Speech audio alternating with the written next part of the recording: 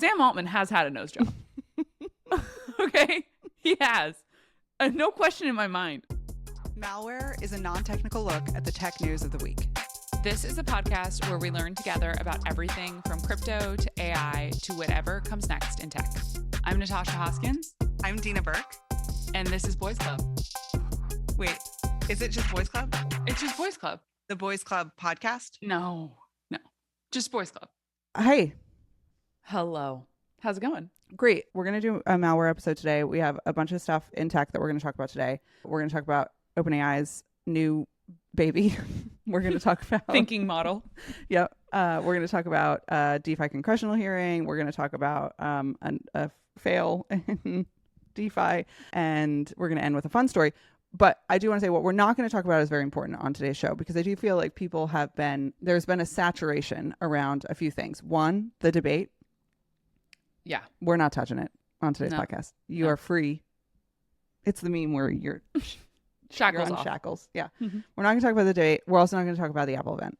No, nothing that interesting. One thing that I did feel like maybe we should cover is like Bitcoin is on base, which I don't really understand. I think that might be inaccurate what I just said, but do you understand what happened? Not enough to just riff on it here. I would need too bad. Okay, this will be cut.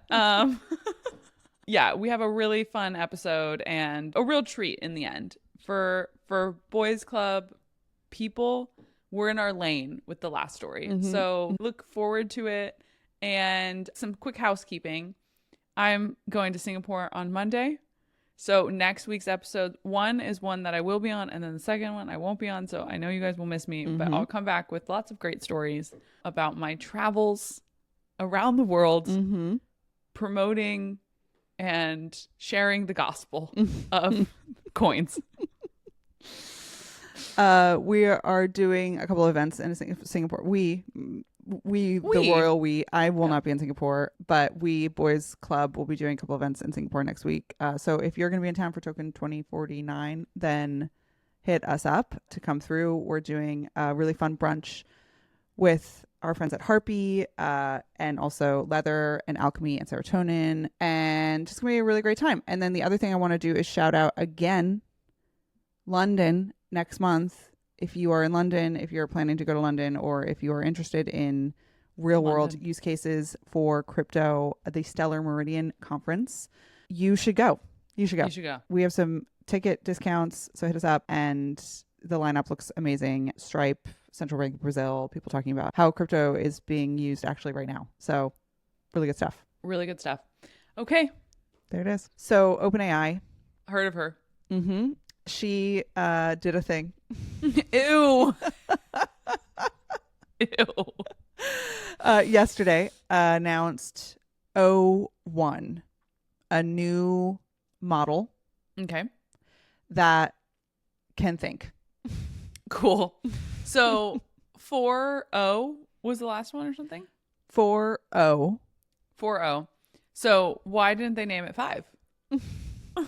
Do you know? I don't. Well, the only thing that I saw around it's like a totally new thing. Yeah, exactly. The only thing that I saw around the naming convention was exactly that. We have gone back to the drawing board. She's me. Square one. Square one.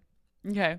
I do feel, you're reminding me of 4.0, and we covered that on this podcast a couple months ago, and that at the time felt like a big deal.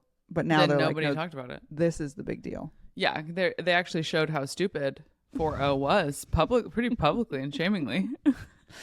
So O1, part of its value proposition is that it can solve complex problems that previous versions of the LLM has not been able to solve.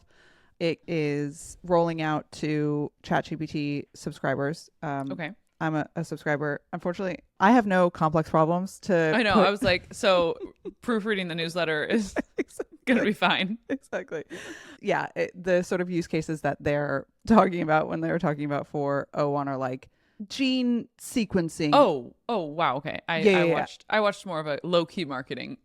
Like the language stuff. Yeah. The language stuff, math problems, puzzles, like that sort of thing. Yeah, I think what they're hoping it is used for is like in deep research, where one of the examples I saw talked about was around it put a bunch of medical history and records into it and was like, what's cool. diagnose a problem. And coding, it seems to be very good at. Cool. Anyway, so this new model can think. That's their word. They're using the word think. Okay. I saw it abundantly in their marketing material for this release. Another word I'm hearing is reasoning. And basically what it does, it's like, from what I can tell, it like takes a beat. Whereas previously, you're putting in a prompt to ChatGPT and it's spitting it out immediately, and it does it with abandon. It's like, here's what I know. Here's my best guess. Here's my best guess. But this one, it's like, okay, here's what I think. I'm going to take a beat. I'm going to think about how I answered this question. Think before you speak. Exactly. 10 or 1 or whatever. That's its motto. And it does that, and there's like a train of thought that it goes through. Okay. And it's like, is this right? Is this the right way to be solving this problem? Or have I exhausted all the different ways into answering this question? And then it gives you a response that is, by their accounts, to be like much more considered and thoughtful, and includes this reasoning step and this like thinking step. Okay. One example of this is the strawberry issue. I saw this video. So last week or a couple of weeks ago, there was this thing that went viral, which was like, you ask ChatGPT this question: how many R's does the word strawberry have? And it was like, it has 2 R's. And it said it like very honestly, when I saw it, I was like, it does have 2 R's. I know. It doesn't have 2 R's. I had to count 2. I was like, STRH. Okay, 3. It's got 3. So it had been answering it wrong, and everyone was like, look at this idiot saying. I feel for it. Totally. But this new version of 4.0 says it's got 3. And 1.0 or 1.0. 0.1. 0.1. 0.1. 0.1. Not a huge marketing team they got over there. No, and that, to your point, I do think that they're doing some shifting in how they're storytelling around their product launches now. The marketing material for 0.1, one of the videos was, 20 engineers sitting down having like a group discussion about the research breakthrough that they had to get to this point and how they were all excited about it. And it wasn't Sam Altman, it wasn't any of the faces or people, Mira Murati even. It was this band of brothers that were talking about their research. And it was like, it feels very much like we're going to be showing some other faces other than the people that you maybe have seen and have some preconceived notions about. It was like, oh man, all of those engineers got that calendar invite and they were just like, I don't want to do sweating this. It. Yeah, totally. Please don't make me. And they're like, everybody in conference room B right now. Yeah. But I liked it. I thought it was really, I was impressed with the marketing of it. I was like, okay, this is a whole bunch of nerds. I trust these men with my life, with my future. So there's that one video where it's a whole bunch of engineers talking about the breakthrough. And then there's another video where it's the main engineer they seem to be really elevating. Like the beginning of the video, I think they're like creator of it or whatever. And I didn't realize the strawberry thing had gone viral. That was my first exposure to the strawberry mishap. And the very smart of the market teams just head on talk about it. Control the narrative. Change the narrative. And then he talks about why that issue was coming up with 4.0. And then it's basically like how the LLM like reads language and how it's separated into sections. And this new one, because its ability to think, doesn't have to do that. It like can process things more holistically, I guess. And they did a great job explaining something that was very complex. What I was struck by was what a burden it would be to be that smart. Like that man is so smart. And what a fucking joke to have to be in this world and be that smart. Like I was just like, poor guy. Truly. Oh man, yeah, that's his cross to bear. And then not only to have to be that smart and to walk around amongst all of us idiots, but then to get the calendar invite to say, okay, we're using you for filming this thing. Totally. We need it to get down to tight 2 minutes. And you need to make it as dumb as possible. And I know from working in media that the person sitting across from that man is someone like me who's like, say it one more time. Try not to say it that way. Say it a different way. Exactly. But he did a great job. I just need to commend him, creator of 0.1. is I can't remember his name, unfortunately. We'll get there. But anyway, really interesting. Essentially, now ChatGPT can think. So there it is. There it is. Okay, we are going to be moving on to the crypto corner of today's show. Here we go. And I have two stories to bring to you that are a little bit in conflict with one another. We're going to be talking about a congressional hearing that was all about DeFi. Okay. And then we're going to be talking about the big fail in DeFi. So, yeah, we're going to start with... Two things can be true at the same time. They can. They can. Exactly. We can hold two truths, and that is a sign of maturity. So the DeFi congressional hearing happened earlier this week, and it was held by something called the Digital Asset Subcommittee. And basically, it was kind of framed as education, and it was going to be a deep dive into the core concepts of DeFi. Now, these hearings have been happening for a couple years now. In 2021, 2022, they were also framed as education, and it felt as though they were actually education. Like there was... people were genuinely asking questions and curious and wanting to learn and trying to understand truly trying to understand, and weren't like gunning for sound bites. Yeah. This one felt different. Okay. Where people are coming in with their party lines, unfortunately. Agendas, yeah. And trying to get the little zinger of a soundbite that they can, I don't know, then use on CNN, social media. Yeah. Posts, whatever. Yeah. So the lines were drawn in fairly predictable ways, where the Republicans were pro and the Democrats were against. The anti-crypto sentiment, the party line is, if you regulate this industry at all, you will legitimize it. They're just hoping it goes away. Okay. That's a crazy logic. That's crazy logic. I agree. And their sort of justification for that is that it's criminals. A lot of talk about tax evasion and sanction evasion as well. But there was a lot of chat on tax evasion and billionaires using crypto to basically like wash their funds and to not pay taxes. Okay. Maxine Waters, who is a Democrat, talked about what you brought up last week about the World Liberty Financial, the hacked accounts of Laura and Tiffany Trump, their hacked X accounts, which were promoting a scam token that was related to World Liberty Financial. And I guess there was like a $1.8 million that was raised in the moment that those accounts were hacked. And so Maxine Waters used that. That's so annoying that this has given ammunition to that narrative. So annoying. I know. Okay. It has all the ingredients of being something to use in that moment. It's high profile. It's Donald Trump. Yeah. It's irresponsible for them not to. Totally. If that's your agenda, like, how could you not? Right there. Yeah. And then Representative Brad Sherman, who's a Democrat from California. What we have here is an effort to liberate billionaires from income taxation. So talking a lot about tax evasion. Could not be me. I've paid so much in tax on crypto from my crypto stuff. I know. I would love, honestly, to find out how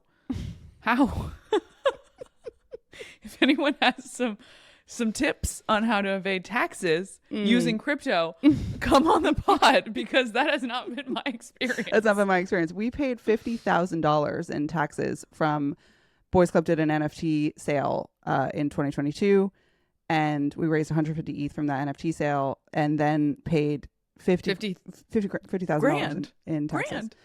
So we're the only ones that are paying. If this is an issue, we're the only ones that are paying taxes in this industry, and that sucks. That sucks.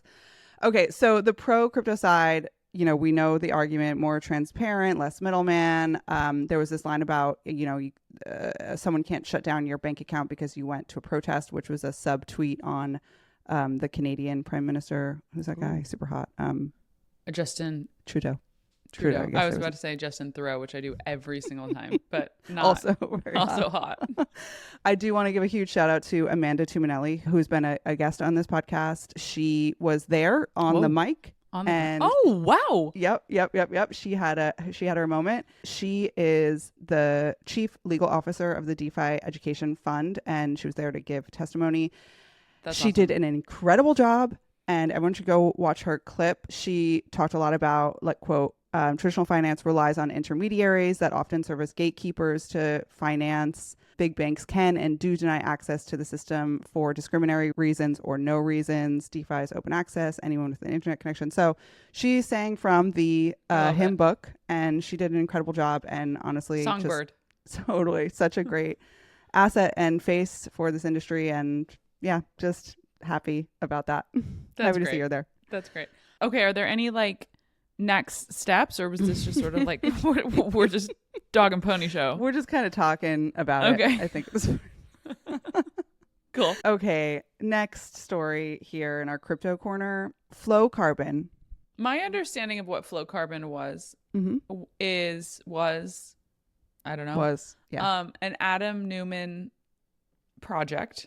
Remind us who Adam Neumann is. Adam Neumann is the famed, infamous founder of WeWork. Loves to smoke weed on his private jet. Doesn't like to wear shoes. Man, the shoes thing. The shoes thing is weird.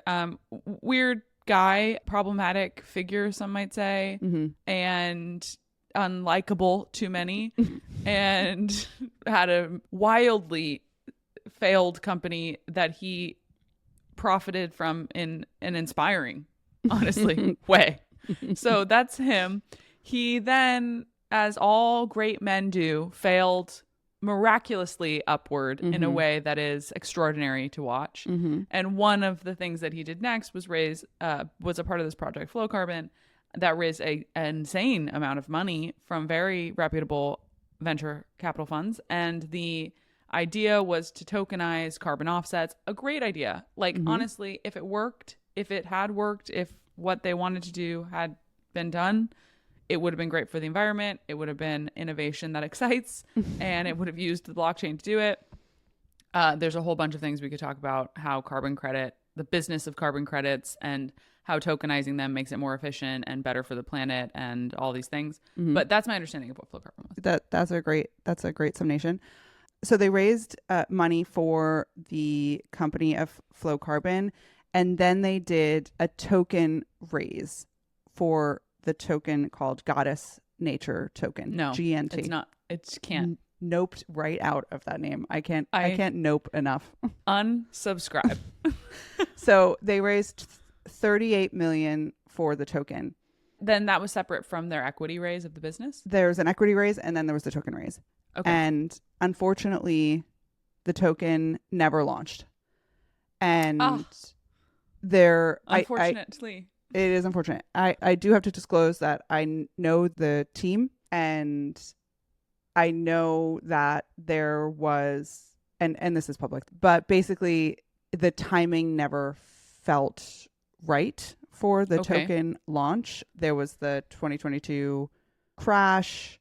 There fair. was fair. The totally. timing is not right now. There was a lot of back and forth around the carbon registry, the current system. There's like a carbon registry that exists today, and I think there was just like a lot of negotiations with that registry. Anyway, the token never launched, and they have refunded the token holders. They have. They have refunded the token holders. Oh, wow. Okay, that's crazy.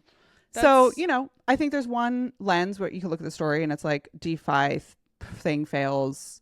Yeah, they all are scams and hacks. And then there's another way to look at this, which is like they refunded their token holders, and wow, I did not know that part of the story. A very, very significant, because my question kept being, what happened to that $30+ million? But refunding them, they tried and it didn't work, and that's I don't know what happens to the equity raise. I don't know, but is the company shuttered, or is it just like the tokenization of it is no longer? I don't think they're in a good spot. I think that'd be tough. That'd be tough. If your whole thing is, it's a big pivot. It sure is. All of a sudden, they're like doing like dry bars around the city or something. It's actually co-working spaces again. Exactly. Man, you hate to see it, but also, I don't know. We work in an industry and in not only crypto, but just like startups where like this is the game. Like this is the game, and this is what people are doing, and like you are making big bets and trying big things, and a lot of times it doesn't work. And if you can't be at peace with that, you can't be in the game of it. Yeah. So that's a really generous take on it. I think part of the spectacle around the story is just how hateable Adam Newman is, and that he is attached to this project makes it just a very easy target to do a takedown around. I actually don't know that he was at all operational in FlowCarbon. I don't think he was. I once sat next to a guy who worked there, and he, I don't think you know this guy. It's not, he wasn't, I don't think he was very high up. And he was like, you can stop by the office anytime and meet Adam Newman. And I was like, you thinking that is cool? And like, I don't think that's true, though. I don't think he was in the office. He was like, his family office is across the hall from our office. Oh. So I was like, okay, so like I'll be across the hall from the office that Adam Newman might possibly be in, and that's how you're hitting on me? Like, I have notes, my friend. I have some notes. Anyway, so I don't think he was operational, all that to say. Yeah. Anyway, that's that. Anyway, okay, great. Thanks for the briefing. Okay, final story here. This is a good one. So earlier this week, Sweet Parker, who we love, just the She's best, the best, posted something in our Discord that honestly, it's a story that only Boys Club could cover. It's uniquely suited for our team. The hard fork guys can't touch this. No way, not with a 10-foot pole. They don't have the credibility. Okay, so Parker posted, I think Sam Altman got a nose job, ? And then a photo of him. And I do want to say the ensuing conversation is whether he gets a nose job or he doesn't get a nose job. It's totally like supportive of you get to choose what you do to your own body. It is not at all in any way shaming. If he did decide to get a nose job, then I support him. I support him. If he didn't decide to get a nose job, his nose is perfect anyway. I support him. I support anyone. I support anyone's decision to do anything with their body. So I do want to caveat by saying we're not shaming him at all. We're also like not celebrating that he whatever. It is just it's neutral. It's totally neutral.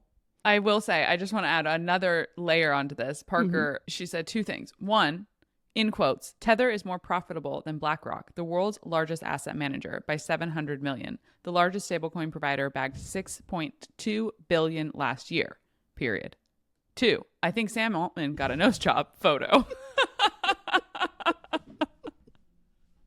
That's our lane. I love it. That's our lane summed up. I just have to say a few things about this. One, I could potentially at this point, with the amount of videos that I've watched about what people have done on their face, could be a plastic surgeon. I'm an board MD. certified dermatologist at this point. I'm a board certified 100%. 100%. I went out to drinks with a friend last week, and I have gotten so good at this that I was like, hey, have you got a nose job? And she was like, yeah. Whoa, in high school. How did you spot that? And I'm like, I can see it now. I can look at someone's face. Okay, rhinoplasty, Juvalook, Botox, lip flip. That's me. I can do it. And I love it. I think I'm like, that's wonderful. You look beautiful. Like, good for you. And also we're beautiful to start with. Every human is perfectly made in God's image. So it's no 100%. I love Sarah Jessica Parker's nose. I think it's perfect. She should not touch it. She never should touch it. You want to know who else has a perfect nose? The girl in industry. Perfect. Yeah, perfect nose. Perfect nose. Anyway, I support whatever people want, however, whatever is going to make people feel good. Feeling good about how you are as you are, feeling good by doing something else, go for it. Sam Altman has had a nose job. Okay? He has. No question in my mind. Not one question. I think he might also be hitting filler. I think he also might be hitting the filler. And this was another comment that was left in that thread, which was, if I were going on a world tour trying to take over the world, the US government, and fundraise, I would look smacks too. And to that I say amen. I would as well. If I knew my face was going to be photographed from every angle and put everywhere. You have to. Yeah, you would feel. I would have to, I guess, is a better way of saying it. There it is. I would. I would have to. So I'm proud of him. I'd love to know who did it. It looks like pretty good work. And so I support Sam Altman's nose.